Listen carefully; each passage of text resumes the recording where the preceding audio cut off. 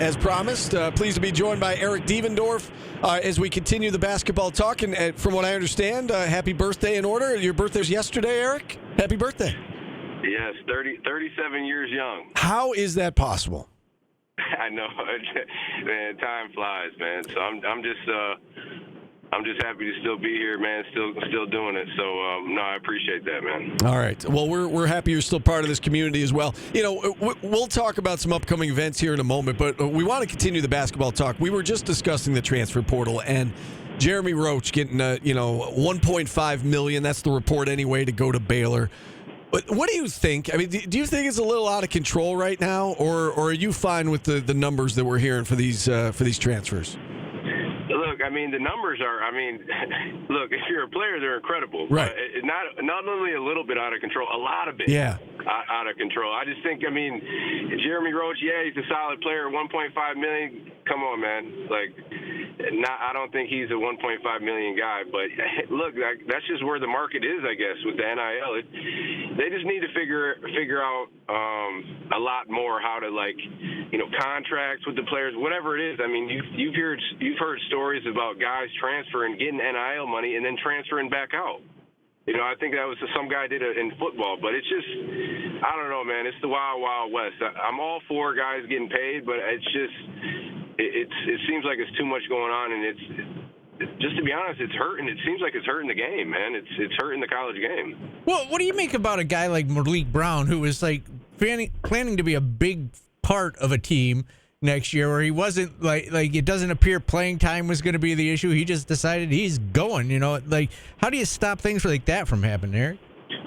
I don't understand that, Paulie, just to be honest. I mean, I thought he was a guy who had a year that you could build on and continue to get better and build on it. Now, I mean, not saying he won't do good at Duke, but now you got to go over and get used to a whole nother system, whole nother coach, whole nother teammates. It's just, if you're asking me, it could be a lot, But and then to go to Duke, like, come on, Malik, like, have a little bit more respect. It's just like to be able to go, and then Duke comes to Syracuse again this next season. So again, man, it's just the landscape of college basketball now. But when guys transfer after having, like, successful years, unless you're not getting, like, $1 million, like, okay, I understand why we're leaving for that. But if it's, if that's not the case, then I don't know why you would continue to switch and go to a different team. It just, I don't know. It's not a good look if you're asking me to keep on transferring and doing all that, unless it's for a legitimate reason and you're getting $1.5 million like Jeremy Roach, then I'd probably be out too. Yeah, well, right, I get that, but we were talking about does that lead to chemistry issues in your mind? You were a player once, at the college level. Obviously, NIL wasn't a thing, but I'm sure guys talk. Do you think that could lead to jealousy and animosity? And this guy's getting that, and I'm as good as him, and I'm only getting this. I mean, could that create some off the court issues? Do you think? 100%. I mean, and you're going to run into a lot of that. And I just think, look, now how it is, it's almost like AAU growing up. These kids are switching teams. They have new teammates, new coaches all the time. So, like, if anything, it's harder on the coaches, like, to be able to keep your job, because now they're dealing with new guys every single year. So the chemistry, if you're looking at it from that perspective, it's going to be hard for the coaches to keep that chemistry. But yeah, when you have a guy getting $2 million and another guy might just be getting $20,000. Or $50,000, you might have some type of jealousy. Now, if it's a walk-on, like, he should understand. But if it's a guy where, he's they're both starters and there's that much of a discrepancy in the payments, yeah, you could definitely run into that type of stuff. Especially all these people from the outside, I think, are controlling more than it's ever been, because the NIL, really, the school doesn't have anything to do with it. These are all coming from outside people and outside companies, so it's tough, man. They need to figure it out, and sooner than later, I think just to help the game in general and the direction that it's going. Let's talk about this Syracuse team and what they've done in the offseason. We know they've got 2 freshmen coming in. They go in the portal. They get Eddie Lampkin out of Colorado, big center. They find Malik's replacement in Jair Davis out of Delaware, and they're going after Dakota LaFew. Paulie and I were talking the other day about, guys coming from lower Division I programs like a Delaware, like a Mount St. Mary's from Dakota Lafayette. Paulie was, not 100% sold on those guys. I like the fact they've got some experience. Can you speak to, I guess, the caliber of player? Do you have any concern that a guy like Jair Davis from Delaware can come here, in his, later on in his career here, he's got some experience under his belt? Do you have any concern about whether or not he can compete at a Power 5 school? No, I think it's now how they're recruiting. Like the high school kids aren't getting recruited anymore unless you're a McDonald's All-American. Like Donnie Freeman, you can come in and play right away. You have that pro potential. That's different.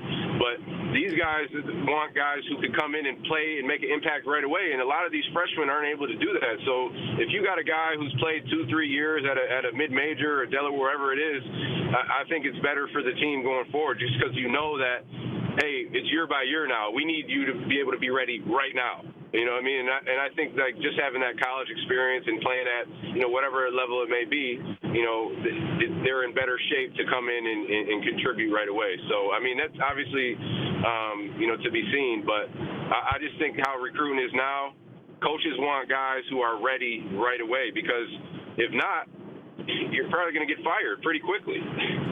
Eric, May the 4th, you got a charity basketball event going on for Make-A-Wish.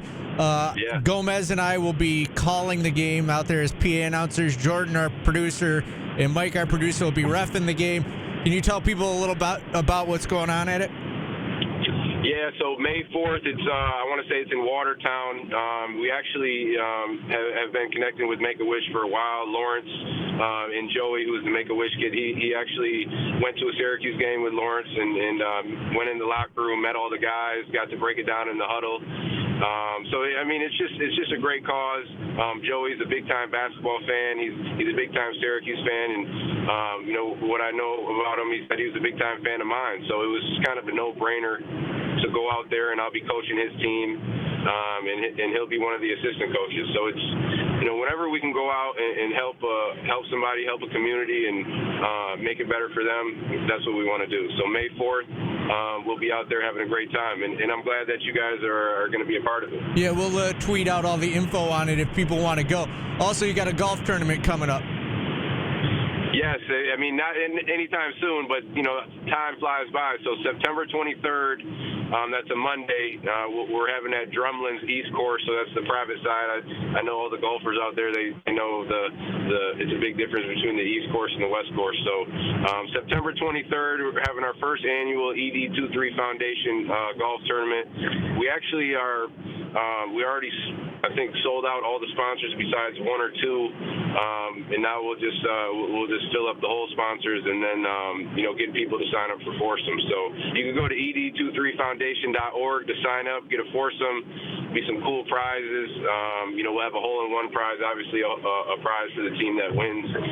But all the proceeds go back to the foundation to help all the events that we do here in the community and around CNY. So go sign up. I know a lot of people love to golf. I don't golf. I'll be riding around in that cart, making sure everybody's having a good time, though. Oh, you got to golf. You know what? I got a few months to be able to go to the driving range and get my stuff together. But we just really want to have a good time on September 23rd. So if you guys can sign up and help us out, that'd be great. And we're really looking forward to having a good time with it. And I think you and I have a commercial that we're shooting here in the next week or two for the Salvation Army turnaround jumpers. You've got your hand in quite a few things, Eric. A lot of stuff going on, which is good, man, and all the stuff going on are for great causes. It's to help the community and help the people in Central New York. So, if I could do that, I just want to continue to keep doing it and continue to help people. So that's what it's all about. One last one for you, Eric. Are we going to see more of you on ESPN calling games next year? You know what, Paulie, I love doing that, and I'm hoping. I mean, I talked to the guy. Brett, who was my contact at ESPN, they review the games and see how I did, and I think I did pretty good. I got some pretty good feedback from the producers, and then once next season comes up, he'll let me know. But I'm pretty sure you'll be seeing me doing some more games next year, and I'm looking forward to it. Yeah, you're a natural. We loved it. Continued success. Thanks for all the work you do for the community, Eric, and we'll talk again soon, I'm sure. Awesome. Thanks, guys. All right, Eric Devendorf joining us here on the show. We got to hit a timeout. We've got Adam Terry on the other side. We'll talk some Football with Adam next on ESPN Radio.